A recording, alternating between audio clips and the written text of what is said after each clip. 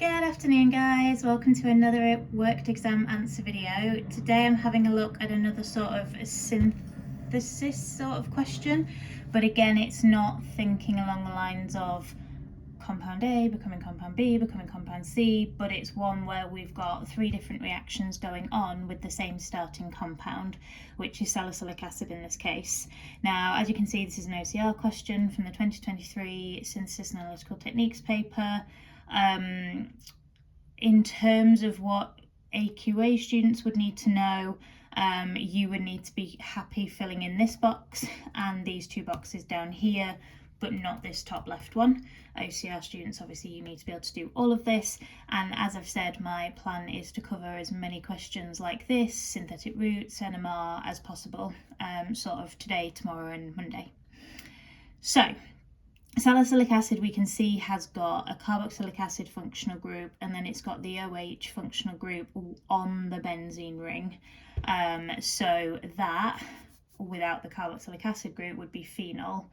So what OCR students need to be aware of, which AQA students don't, is that the phenol group, the OH, is not able to react with sodium carbonate, which is why AQA students, you can fill in this box, because it's the carboxylic acid that is going to be reacting with this. So that's kind of like our test for carboxylic acids. Add sodium carbonate, we get effervescence because we make CO2. Any acid reacting with a carbonate will form a salt plus water plus CO2. So the organic product going in this box is going to be the salt of this carboxylic acid. And because we're using sodium carbonate, that's going to give us sort of a sodium something 08 salt. So I'll draw that in a second. With the BR2, the reason why AQA students don't need to know that is because it's thinking about using the BR2 as like an electrophile in electrophilic substitution. And for AQA, you only need to know about nitration and acylation, not halogenation, which is what this would be. And then with propanoic anhydride, this is not thinking about the benzene ring at all. This is thinking about the substituent groups and recognizing that propanoic anhydride, being an acid anhydride, can react in a really similar way to an acyl chloride, and that the OH would be acting as a nucleophile here. And when we have an OH nucleophile attacking an acid anhydride and reacting with it, we're going to generate an ester, and then the byproduct would be a carboxylic acid because of this sort of like two-stranded chain, which I will draw. So starting with the sodium carbonate, because that's where I started just then.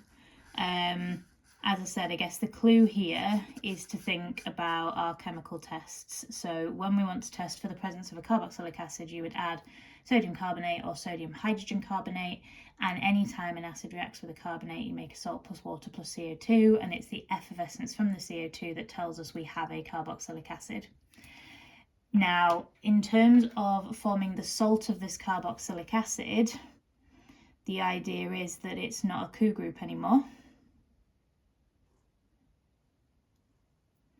It would be a C double bond O and then O minus.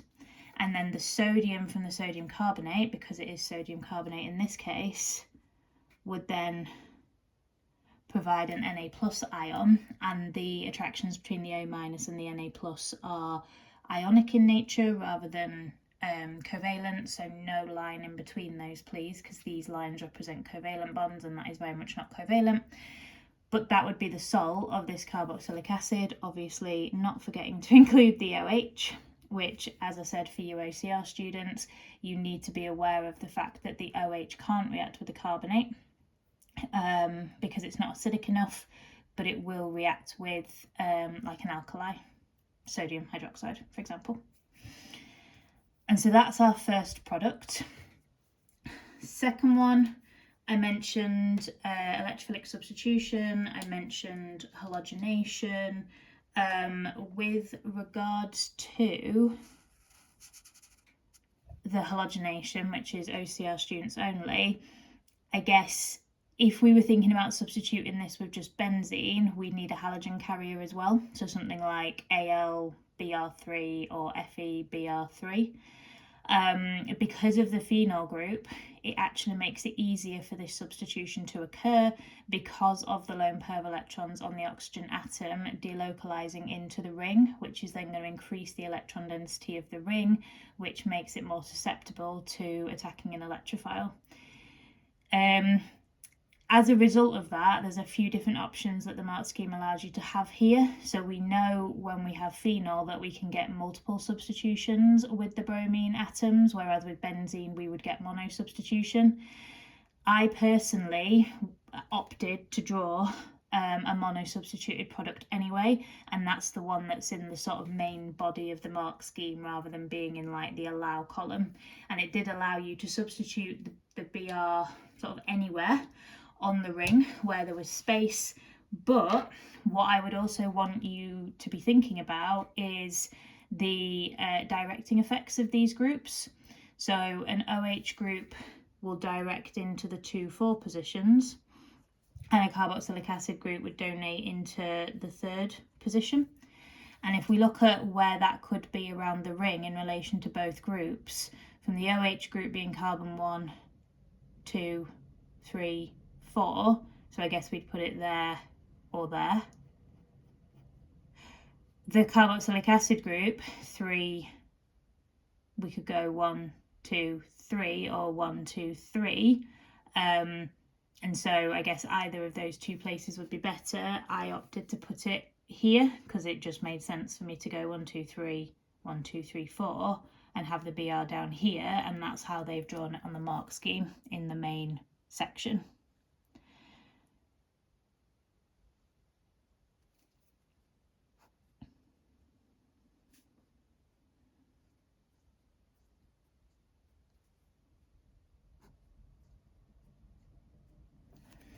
Now, like I said, they were, I don't want to say lenient, but they did allow for different structures to be drawn here. You could have had this bromine on any of the other positions. You could have had multiple bromines. I'm pretty sure it allowed you to substitute all of the hydrogens for bromine. The key thing that I guess I would want you to take away from this is to think about the directing effects of different groups already on the benzene ring. Also thinking about the idea that substitution is easier with phenol than it would be with benzene because of that additional delocalization increasing the electron density in the ring. Okie dokie. And then for both OCR and AQA students, acid anhydrides. Now that is a really weird kind of structural formula. And what does that actually look like if we draw it out? Well, the O that's outside the brackets kind of straddles the two strands, I never know what to call those, in the brackets. So we actually have 2 carbonyl groups in an acid anhydride, and then that would be CH2, CH3, and then same here. So what you'll notice is there are 6 carbons in total in this molecule, but the naming rules for acid anhydrides is that we would count the number of carbons in one strand, and then because we appreciate that there's going to be a line of symmetry here, if we know it's propanoic, we'd go, 3 carbons here, and then also 3 carbons in the second strand as well. Sorry, I don't know what to call that. So that's specifically what propanoic anhydride would look like, and that's perhaps a helpful thing to draw out, because the difference between using an acid anhydride to an acyl chloride is what your byproduct of this reaction is going to be. And with an acyl chloride, it would be HCl, because the Cl gets eliminated in the nucleophilic addition elimination mechanism, and once the nucleophile has attacked the delta positive carbon, the nucleophile itself will need to lose a hydrogen, so that H plus and Cl minus come together to give you HCl. Whereas if you're using an acid anhydride, firstly there's no Cl, so we can't form the same byproduct, but we've also got all of these sort of carbon and hydrogen atoms in that second strand. So when we're thinking about where the acid anhydride would break up, you want to be breaking it between one of the C's of the C double bond O and then that single bond O in between. So it doesn't matter which way you choose to do it, whether you choose to break it there or there. And then what's going to happen is the top part with just the C double bond O is what's then going to join with the nucleophile, which in this case is our OH group, to give us an ester as our main product.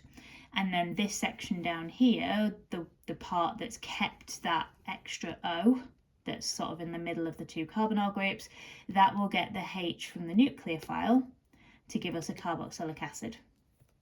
That's the difference in terms of the byproducts. So starting with that carboxylic acid, because I think that's the nicer one to draw, we can see that we're going to have CH3, CH2, C double bond O, and then that O is already there, and then it's going to be the H off of this alcohol group that goes on there. And then it's going to be that everything to do with the benzene ring is obviously the same. We haven't touched that in this particular step. The carboxylic acid group at the top stays the same. And then off of the O, that will have lost its H because it's come over here. And then that O is going to join onto the carbonyl group from that top strand that didn't get the extra oxygen. So then that's going to give me C double bond O, and then CH2, CH3. And if this was an acyl chloride and this was propanol chloride, that product would be the same. Like I said, the only difference would be the byproduct would be HCl, which is not an organic product, so there would have only been one box. But with acid anhydrides, because you've got that symmetry and you've got another strand of carbons with another C double bond O, the byproduct is an organic product, which in this case would be propanoic acid. And there we are. Those questions are hard because you've got to know your reactions really, really well. You've got to be happy with different functional groups. You've got to be happy with sort of recognizing reagents and conditions and structural formulas and all of that stuff. And of course here there were certain groups that weren't relevant in different reactions. So yeah, I hope that's been useful. Gotta know this stuff though, guys, so make sure you're blurting out all of your reaction mechanisms, conditions, types of reactions and all of that stuff over the next few days. Any questions on this, as always, please ask. And yeah, just know that I have got lots more similar videos, synthesis, NMR videos in the pipeline for the next few days, which hopefully will be useful. I hope you can all have a semi-decent weekend. Make sure that there's some self-care in there for you all, and that you're being as kind to yourself as you possibly can be. And I will catch you very soon. Take care, guys. Bye.